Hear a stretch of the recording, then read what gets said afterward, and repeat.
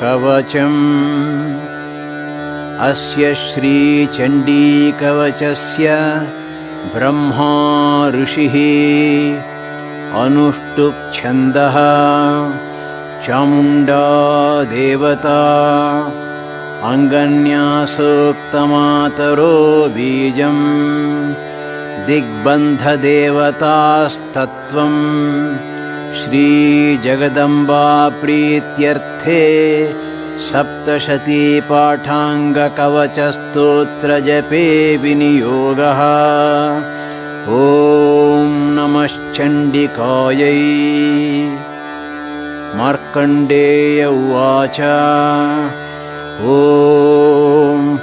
यद्गुह्यं परमं लोके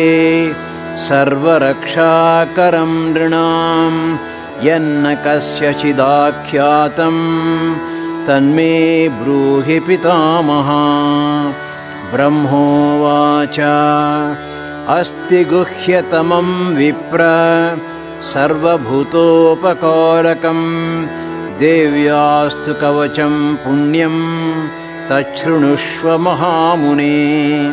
प्रथमं शैलपुत्री च द्वितीयं ब्रह्मचारिणी तृतीयं चन्द्रघण्टेति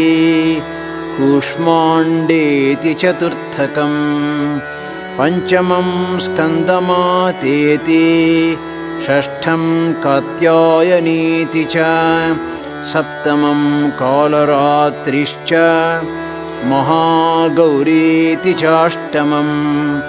नवमं सिद्धिदात्री च नवदुर्गाः प्रकीर्तिताः उक्तान्येतानि नामानि ब्रह्मणैव महात्मना। अग्निना दह्यमानस्तु शत्रुमध्ये गतोरणे विषमे दुर्गमे चैव भयार्ताः शरणं गताः न तेषां जायते किञ्चित् अशुभं रणसङ्कटे नापदं तस्य पश्यामि शोकदुःखभयं नहि। यैस्तु भक्त्या स्मृता नूनं तेषां वृद्धिः प्रजायते ये त्वां स्मरन्ति देवेशी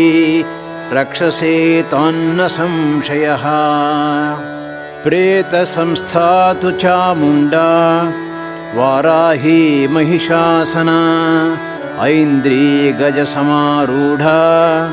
वैष्णवी गरुडासना माहेश्वरी वृषारूढा कौमारी शिखिवाहना लक्ष्मीः पद्मासना देवी पद्महस्ता हरिप्रिया श्वेतरूपधरा देवी ईश्वरी वृषवाहना ब्राह्मी हंससमारूढा सर्वाभरणभूषिता इत्येता मातरः सर्वाः सर्वयोगसमन्विताः नानाभरणशोभाढ्या नानारत्नोपशोभिताः दृश्यन्ते रथमारूढा देव्यः क्रोधसमाकुलाः शङ्खं चक्रं गदां शक्तिं हलं च मुसलायुधं खेटकं तोमरं चैव परशुं पाशमेव च कुन्तायुधं त्रिशूलं च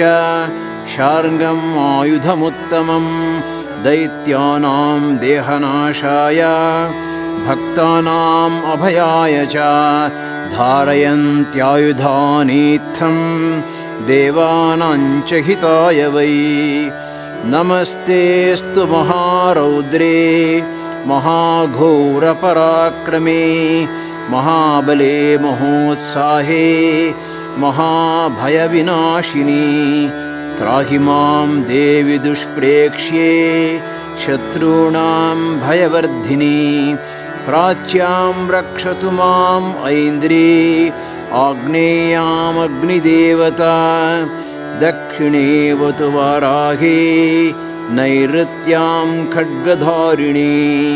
प्रतीच्यां वारुणी रक्षेत् वायव्यां मृगवाहिनी उदीच्यां पातु कौमारी ईशान्यां शूलधारिणी ऊर्ध्वं ब्रह्माणि मे रक्षेत् अधस्ताद्वैष्णवी तथा एवं दशदिशो रक्षेत् चामुण्डा शववाहना जया मे चाग्रतः पातु विजया पातु पृष्ठतः अजिता वामपार्श्वे तु दक्षिणे चापराजिता शिखाम् उद्योतिनी रक्षेत्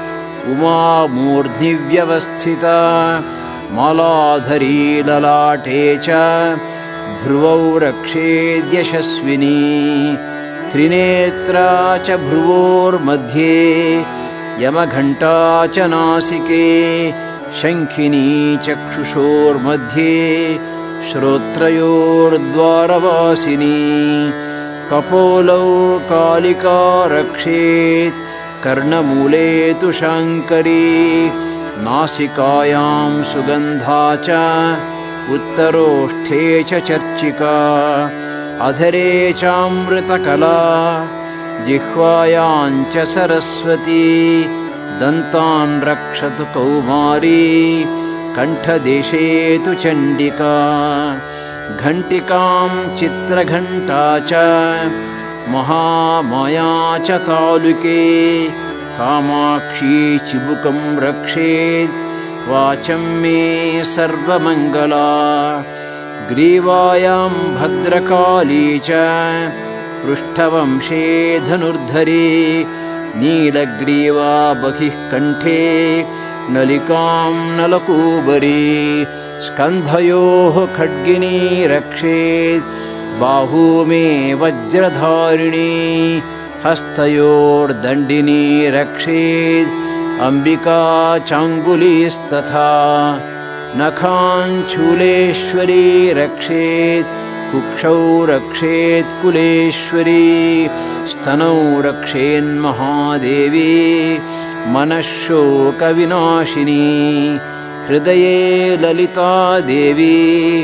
उदरे शूलधारिणी नाभौ च कामिनी रक्षेत् गुह्यं गुह्येश्वरी तथा पूतना कामिका मेढ्रं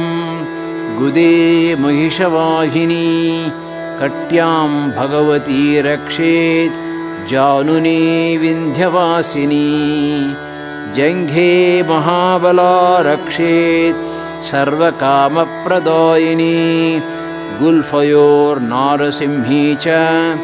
पादपृष्ठे तु तैजसी पादाङ्गुलीषु श्रीरक्षेत् पादाधस्थलवासिनी नखां दंष्ट्राकराली च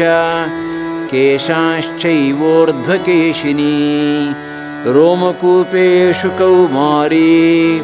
त्वचं वागीश्वरी तथा रक्तमज्जावसामांसान्यस्थिमेदांसि पार्वती अन्त्राणि कालरात्रिश्च पित्तञ्च मुकुटेश्वरी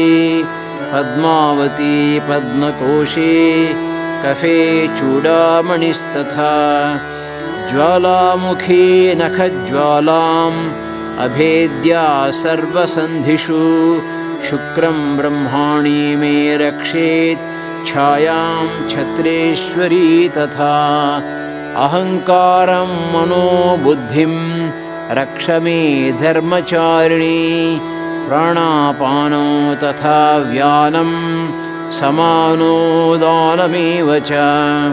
वज्रहस्ता च मे रक्षेत् प्राणकल्पं च शोभना रसे रूपे च गन्धे च शब्दे स्पर्शे च योगिनी सत्त्वं रजस्तमश्चैव रक्षेन्नारायणी सदा आयुरक्षतु वाराही धर्मं रक्षतु वैष्णवी यशः कीर्तिं च लक्ष्मीं च धनं विद्यां च चक्रिणी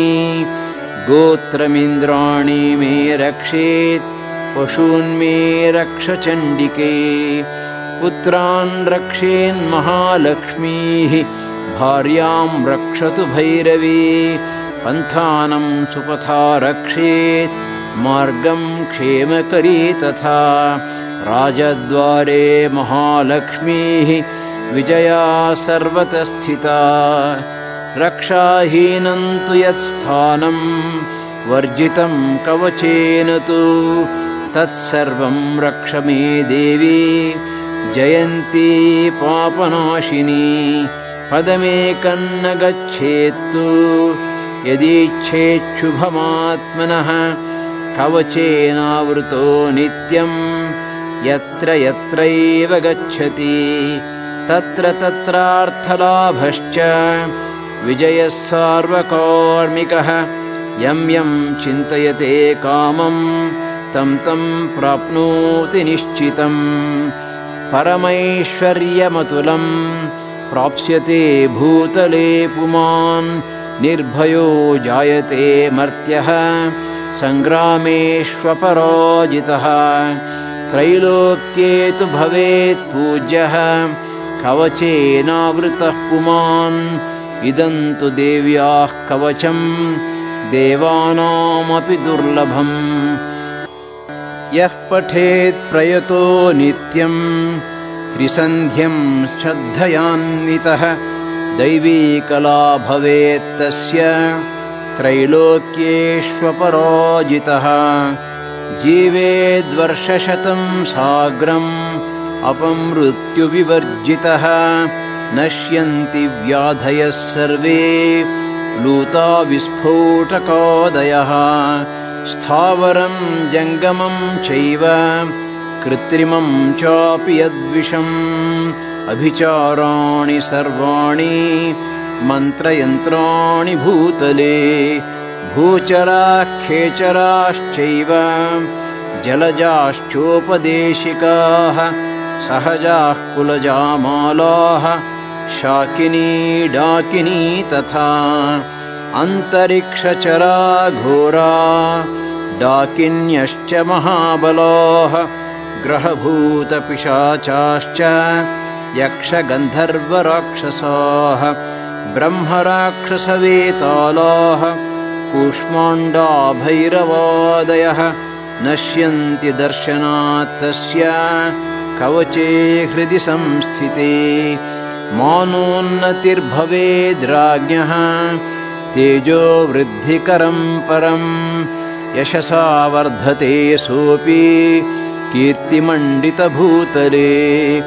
जपेत् सप्तशतीं चण्डीं कृत्वा तु कवचं पुरा यावद्भूमण्डलं धत्ते सशैलवनकाननं तावत्तिष्ठति मेदिन्यां सन्ततिः पुत्रपौत्रिकी देहान्ते परमं स्थानं यत्सुरैरपि दुर्लभम् प्राप्नोति पुरुषो नित्यं महामायाप्रसादतः लभते परमं रूपं शिवेन सह मोदते शिवेन सह मोदते शिवेन सह मोदते इति वाराहपुराणे हरिहरब्रह्मविरचितं देव्याः कवचम्।